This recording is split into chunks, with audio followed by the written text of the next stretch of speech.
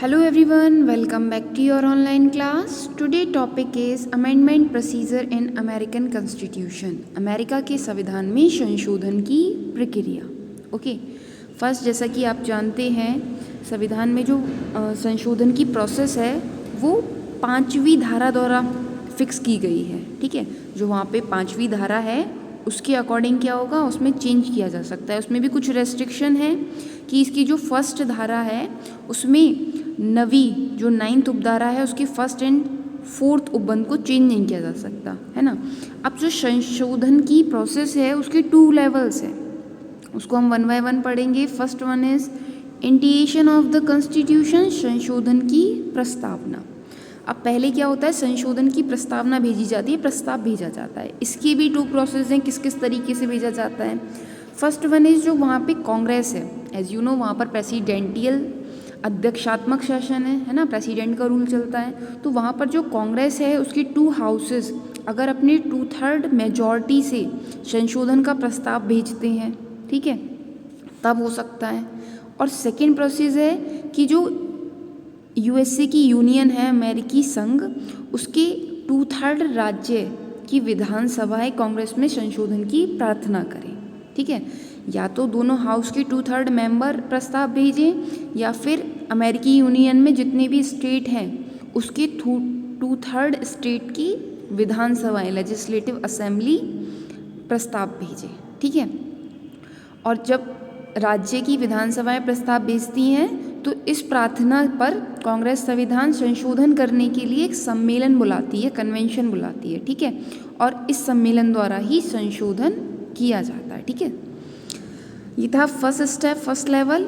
And second level is ratification of the amendment, संशोधन की पुष्टि. अब ये दूसरा लेवल है संशोधन का. इसमें क्या होता है, संविधान में संशोधन के लिए जो प्रस्ताव पारित समझा जाता है, ठीक है, उसके क्या क्या हैं वो तब पारित समझा जाएगा या तो यूनियन की 3/4 राज्य, 3/4 राज्य के विधानमंडल उसकी पुष्टि कर दें. विधानमंडल क्या होता है, जो राज्य की गवर्नमेंट होती है. ठीक है, 3/4 मतलब 4 में से 3. ठीक है, 3/4 स्टेट के विधानमंडल अगर एक्सेप्ट कर लें उसको तब वो पास होगा. ठीक है, या फिर इस कार्य के लिए राज्यों में आमंत्रित किए गए सम्मेलनों में से, मतलब जो मीटिंग बुलाई जाएगी उस सम्मेलनों में से 3/4 राज्यों के सम्मेलन द्वारा संशोधन की पुष्टि की जाए. एक तो है कि जितने भी राज्य हैं उन सबके 3/4 राज्य के विधानमंडल पुष्टि कर दें, है ना, या फिर जितनों को बुलाया गया है संशोधन के लिए उसके 3/4 कर दें. ठीक है, इसके भी ये 2 प्रोसीजर है. अब इन दोनों मेथड में से कौन सा प्रोसीजर अपनाना है ये कौन डिसाइड करेगा, ये कांग्रेस का डिसीजन है. ठीक है, अब कुछ पॉइंट्स हैं जो संविधान संशोधन प्रक्रिया में इम्पोर्टेंस रखते हैं. अब उन पॉइंट्स को देखेंगे हम 1 by 1. फर्स्ट वन इज संविधान प्रक्रिया में जो वहाँ का प्रेसिडेंट है उसका कोई भी रोल नहीं है.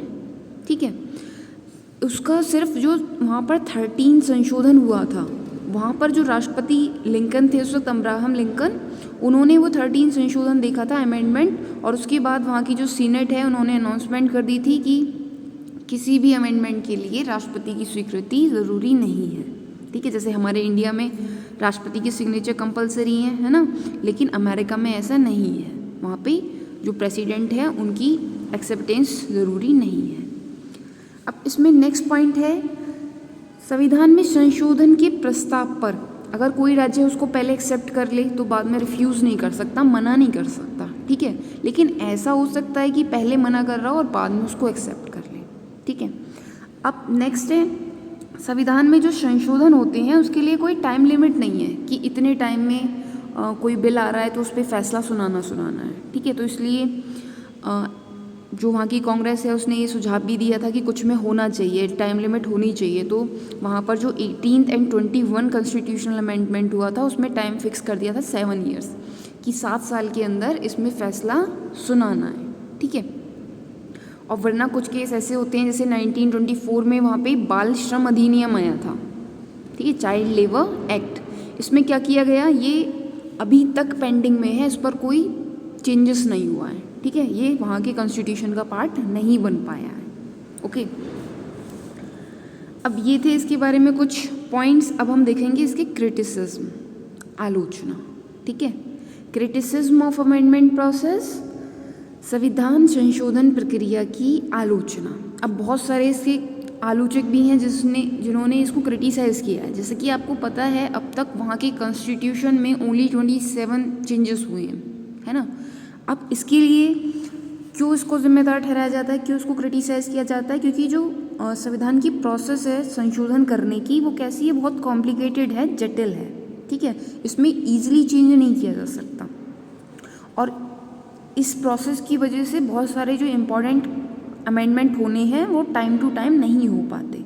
ठीक है, जैसे आप देखो कि 1789 से 1980, 1789 से 1980 तक कांग्रेस के सामने 5000 संशोधन के प्रस्ताव आए हैं, 5000, और उसमें से एक्सेप्ट कितने हुए हैं? ओनली 27, है ना। क्यों? क्योंकि इसकी जो प्रोसेस है वो बहुत ज़्यादा कॉम्प्लिकेटेड है। अब जो 16 अमेंडमेंट हुआ था उसको कांग्रेस के सामने 42 टाइम्स रखा गया था, 42 बार वो कॉन्स्टिट्यूशन के सामने पेश हुआ था। फिर 43 टाइम्स में उसको दोनों हाउसेस ने एक्सेप्ट किया था, मीन्स वो 42 टाइम्स रिजेक्ट हुआ था। ठीक है, और जो 17 कॉन्स्टिट्यूशन था वो 198 बार असफल हुआ था, अनसक्सेसफुल हुआ था। तो वहाँ पर इतनी कॉम्प्लिकेशन है कि कोई प्रस्ताव जाता है तो उसको बार बार रिजेक्ट कर दिया जाता है ना। तो वहाँ पर चेंज होना भी काफ़ी डिफ़िकल्ट है। अब एक राइटर है मुनरो, उन्होंने इस बारे में कहा है, ये विरोधाभास लगता है लेकिन सत्य है कि अमेरिकी संविधान में अधिकांश संशोधन संवैधानिक उपबंधों में बिना कोई संशोधन किए हुए ही हो गए हैं। It may sound like a paradox, but it is true that most of the amending has been done without adding amendment. किसने कहा ये? W.V. मुनरो।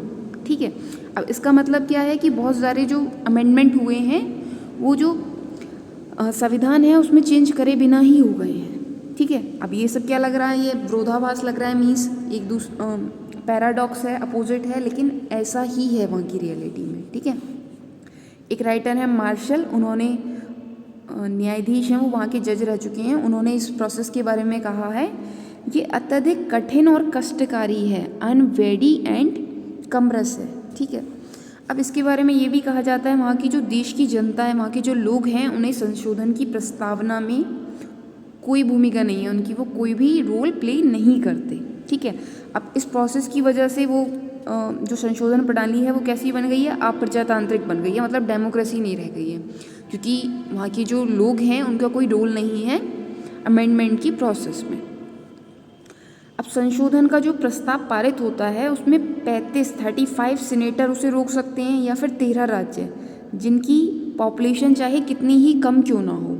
ठीक है, तो इसलिए इसको गलत बताया जाता है क्योंकि जनता का वहाँ पर रोल नहीं है। ठीक है, नेक्स्ट पॉइंट है संशोधन की पुष्टि के संबंध में राज्यों पर समय का कोई प्रतिबंध नहीं है, मतलब टाइम की कोई लिमिटेशन नहीं है।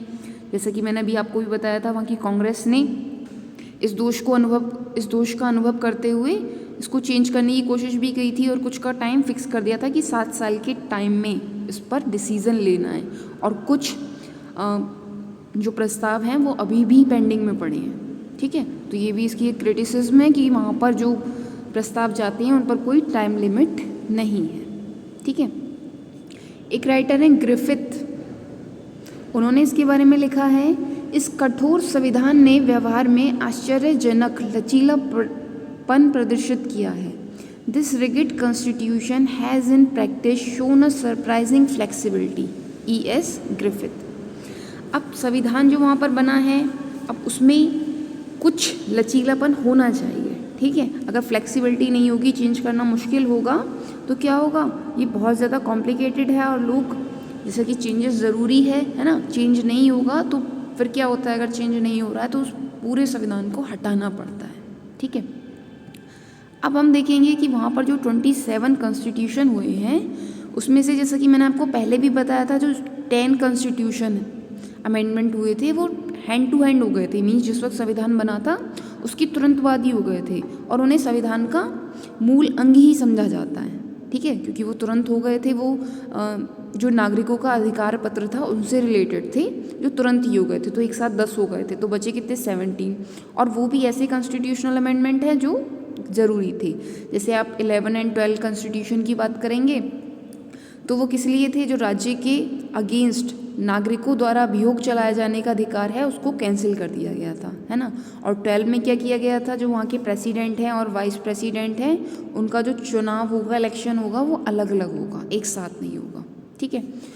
और अगर हम बात करें आर्टिकल 13, 14 एंड 15 की, तो वो सब किससे रिलेट हैं, वो गृह युद्ध से रिलेट करते हैं, ठीक है। वहाँ पर गृह युद्ध हो रहा था तो उससे रिलेटेड है। 16वां जो संविधान संशोधन हुआ था वो वहाँ की जो सीनेट है उसके आयकर लगाने का अधिकार मिला है, मीन्स जो टैक्स होता है इनकम टैक्स उससे रिलेटेड था। 17 कॉन्स्टिट्यूशन सीनेट के डायरेक्ट इलेक्शन से था। 18 कॉन्स्टिट्यूशन मत निदेश से था, मतलब कोई भी ड्रिंक नहीं करेगा, है ना। और 20 कॉन्स्टिट्यूशन करके फिर उसको कैंसिल कर दिया गया। जो 19 कॉन्स्टिट्यूशन हुआ था वो इसलिए था कि जो वहाँ पर लेडीज़ हैं उन्हें भी मताधिकार मिलेगा, वोट देने का राइट मिलेगा। और 21 कॉन्स्टिट्यूशन में ये व्यवस्था की गई, जो वहाँ का प्रेसिडेंट है वो 20 जनवरी को अपना पद ग्रहण करेगा, मतलब अपनी पोस्ट एक्सेप्ट करेगा, ठीक है। तो आप देखोगे जो मोस्टली 27 कॉन्स्टिट्यूशन अमेंडमेंट हुए हैं वो ऐसे हैं जो कंपलसरी हैं, है ना। और वो जो वहाँ की प्रोसेस है चेंजेस करने की वो बहुत ज़्यादा कॉम्प्लिकेटेड है, इसलिए 5000 संविधान संशोधनों में से अब तक सिर्फ कितने हुए हैं, 27। और जो कि आप देखोगे 7 मई 1992, 7 मई 1992 को 27वां संवैधानिक संशोधन हुआ था। मीन्स अब चल रही है 2022, तो 1992 से अब तक एक भी कॉन्स्टिट्यूशन अमेंडमेंट नहीं हुआ है, ठीक है। अब वहाँ पे आपको रूल्स तो पता ही हैं कितने टिपिकल हैं, है ना। अध्यक्षात्मक शासन है, वहाँ पे न्याय को सर्वोच्चता दी जाती है, सुप्रीमेसी ऑफ जुडिशरी। और जो वहाँ की शासन व्यवस्था है वो कैसी है, फेडरल है, संघात्मक, मतलब सब कैसे हैं, अपने जो स्टेट है वहाँ की वो अलग भी हो सकते हैं जब चाहे, है ना। जैसे इंडिया में है, यहाँ पर 28 स्टेट हैं तो वो इंडिया से सेपरेट नहीं हो सकते। लेकिन अगर हम वहीं की बात करें अमेरिका की, तो वहाँ पर जो स्टेट हैं वो अगर उन्हें पॉलिसी अच्छी नहीं लग रही है तो वो आज़ाद हो सकते हैं, अमेरिका के पार्ट ना रहें, है ना। तो वहाँ पर ऐसी व्यवस्था की गई है, ठीक है। आई होप आपको समझ में आ गया होगा वहाँ की जो कॉन्स्टिट्यूशनल अमेंडमेंट प्रोसेस है वो किस तरह से होती है। Thank you for watching this class.